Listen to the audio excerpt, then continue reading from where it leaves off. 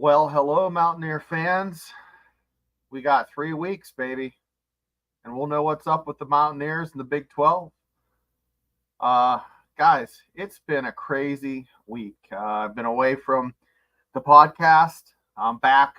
We're going to be swinging up until December when West Virginia plays in the Big Bowl.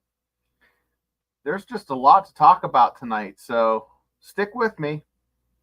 We'll have a good one.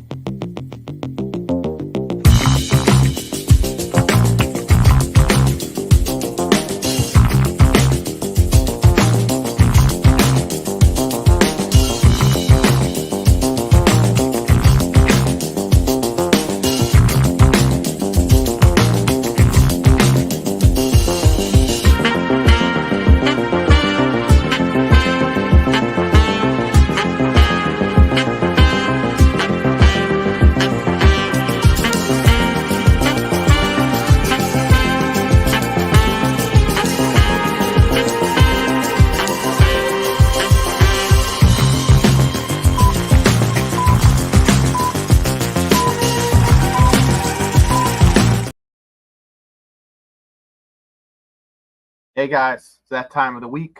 It's Tuesday. And guess what I'm starting to think about? College football. That's right, college football. Not just the Mountaineers. Uh, every few months I go out to Oregon and I stay in Corvallis at the Embassy Suites, and I overlook Oregon State's beautiful stadium, Corvallis. And there's been a lot of rumors, and they're just that, rumors, that Oregon State and Washington might make it into the Big 12. Guys, this college football realignment, there's going to be losers. There's going to be losers in the conference realignment game. Not everybody's going to come up, smelling like a rose. I don't think it's a good thing. I love Oregon State. And when I was out there visiting, a gentleman who comes to Morgantown for work and lives in Albany, which is real close to about 10 miles from Corvallis, said, Morgantown reminds me of Oregon State, but in the West. I didn't think of it. And you know what? He is so spot on. Okay, it's the same feel, and that's exactly what he said. It's the same feel. So with conference realignment, you're not just going to bring in schools and automatically just make more money. It's just not the way it works. It's not gonna happen. It'd be like a franchise all of a sudden opening a bunch of storefronts and thinking that the revenue is just going to go up. It's just not going to happen. So there's going to be winners. Hey, Daredevil, good to see you, buddy. There's going to be winners and losers with this conference realignment, and I think there's going to be more losers in the Big 12 than winners, unless they can score Louisville, Miami, North Carolina State, maybe a Clemson. But that's very unlikely. It's been coming from good sources, but I don't think it's going to happen. So, wish in one hand, crap in another. But how does West Virginia and the Big 12 get the poop end of the stick? How's that happen? Well, just win, baby. Just win. So, it all starts out that first week, guys. There's some really key conference games, week 2 and week 11, but week 1, Mountaineers have to beat Penn State for the Big 12 to stay relevant. They gotta get that W against Penn State and Pitt, and then beat Kansas.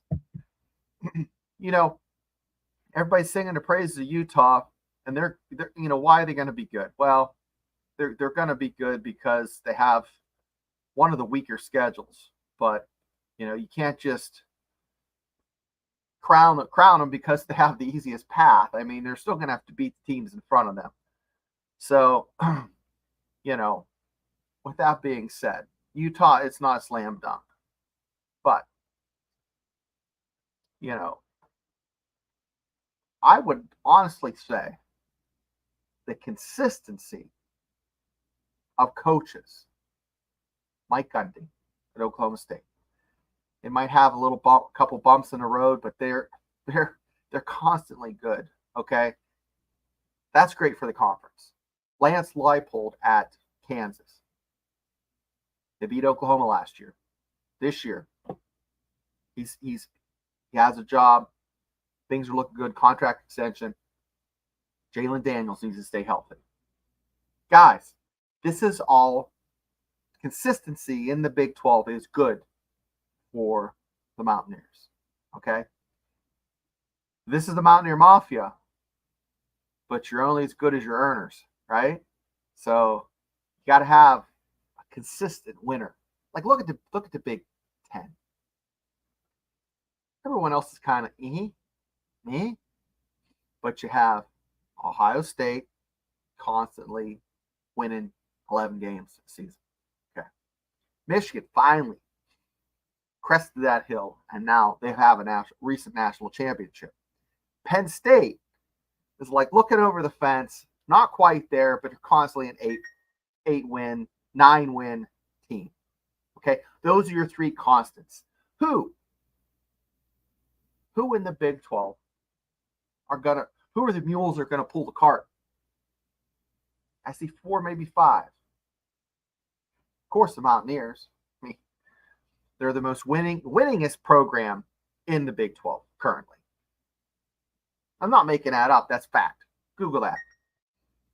I would say Utah, Oklahoma State,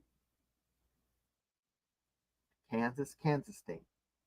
But Kansas State have not been consistent, especially Kansas.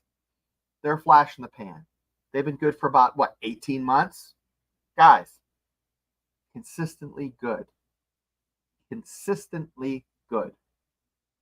Even Clemson. They're not in the Big 12, but I think they've won a couple of national championships, and they've been good over 10 years. But I'm talking over 20 years. It's got to build. It's got to build. We got to get that momentum in the conference to be respected.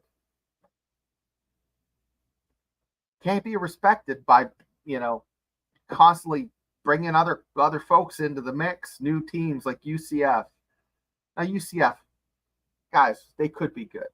ACC's bringing in SMU. I mean, it's watering down the booze. We got 2 shots in this drink, brother, and we got to take it. Got to take it down, and you want to feel a little bit of a warm belly. You're not going to do it by adding water, adding juice, diluting the mix that is the Big 12. The conference needs some potent teams. So, let's talk about West Virginia's backups. Just saw an article recently. Okay. Let me find this here. Just had it up. So, West Virginia has added a quarterback from BYU. Now, this is old news. This isn't new. And this kid's named Ryder Burton, and he's supposed to be a dog, like a straight up want to fight you if he loses a game of horse. That's the type of guy this guy is. Like, he will want to smack the taste out of your mouth because he's that competitive. That's not a bad thing, guys. That's not a bad thing sometimes. So this Ryder Burton, okay, coming from BYU, having a little bit of experience. Kid can sling the ball. And why is this good? Because if Nico gets hurt or Garrett Green gets hurt, well, that's the old saying, 1 is none and 2 is something, right? You got to have that depth. And, last year, Nico maybe wasn't as polished as he should have been. Neither was Garrett Green. There were some times where, you know, he did mature until later in the season. Let's just say that. Uh so Neil Brown went to the old portal and secured a transfer in the name of Ryder Burton from BYU. So, he didn't see any action at the Cougars for the Cougars his first year, but I think from what I've heard, he has the playbook now kind of down, and he's thrown the ball really well, and it's just, guys, what a find, what a gem, when he was in high school, I think he threw for 2,000 yards and 21 touchdowns. That's nothing to sneeze at. And BYU is known for quarterbacks. I don't know if you're old enough to remember a guy with a headband and some shades played for the Chicago Bears, name of Jim McMahon. He was a Coug, So with that depth, it just makes the squad stronger. Just like the Big 12, with depth. You got 4 teams that are always in the top 20, top 5, top 10. You can't talk smack about a conference, especially when they're trying to stay relevant.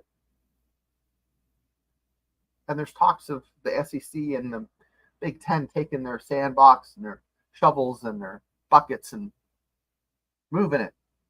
Guys, got to stay relevant. So with that depth, let's talk about the running back position. CJ Donaldson got hurt last year. Well, what are the Mountaineers going to do? Well, they went from thunder to lightning. So, the power of CJ Donaldson, and then the quickness of Jaheim White. So now it's not really who's one, who's two. It's like a combination punch. You just don't know what one you're going to get. And I like that. And I'm sure Penn State doesn't like that. But Penn State has a two-head monster too at running back. So just saying. So with that, there is no the guy. Both of them are ones as far as I'm concerned. And they're going to get that ball pushed into their belly, but 25 times a game, maybe 20 each. So West Virginia is going to run the snot out of the ball right up people's noses. And it's going to be, run, keep them honest with the pass, 2 more runs. I mean, come on, guys. Run the legs off those fellas. In my mind, I'm like, who's going to step in to fill in for these guys when they're out? Because I don't know. CJ Donaldson is a load, but he tended to get a little bit dinged up towards the end of the season. But 2 is 1, guys. So let's talk about some EA Sports football. I haven't been playing a lot of the EA Sports. Boy, it is just fantastic. If you don't get excited, matching teams up.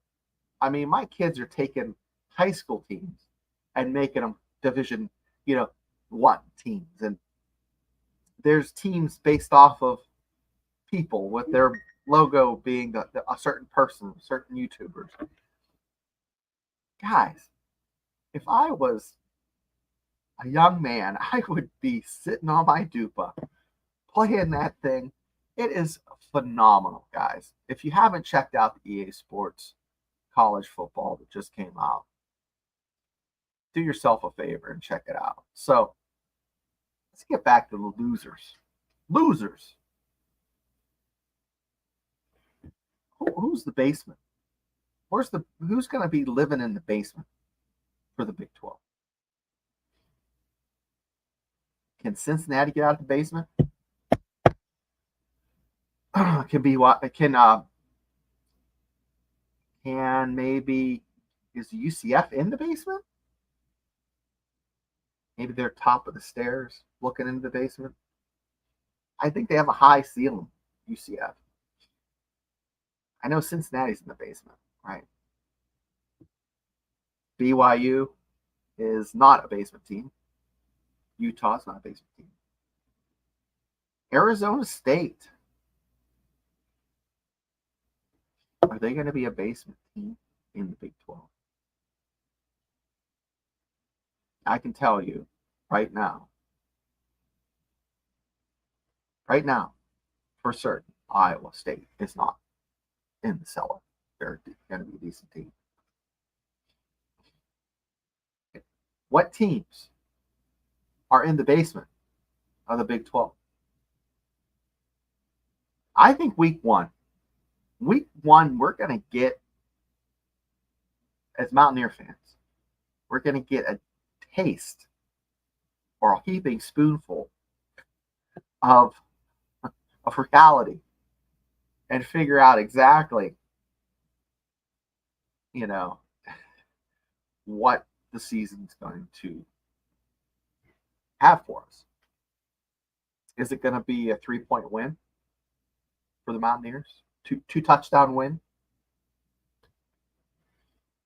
If West Virginia wins, the Big 12 wins. I've said it week in and week out.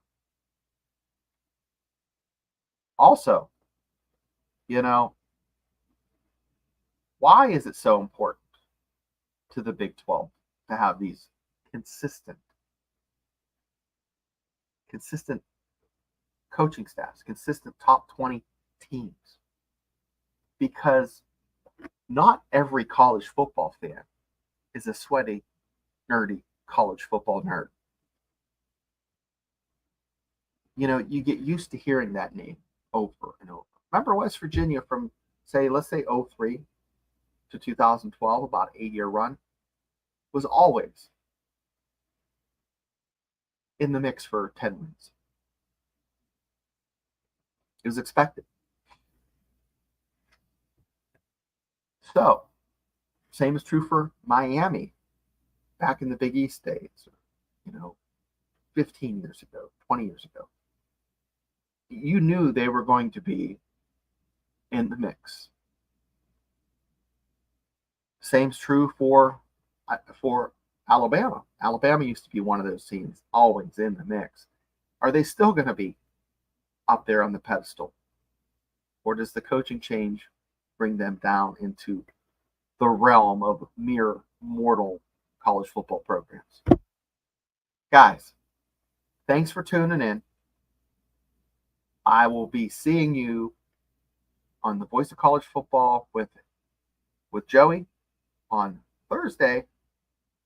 I will see you Steelers Dynasty on Wednesday at 9.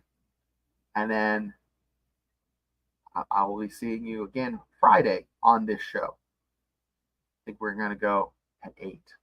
So, if you missed me, hit me up next time. I can't wait to watch some college football, some real live college football instead of talking about it. And I'll catch you next time. Yeah.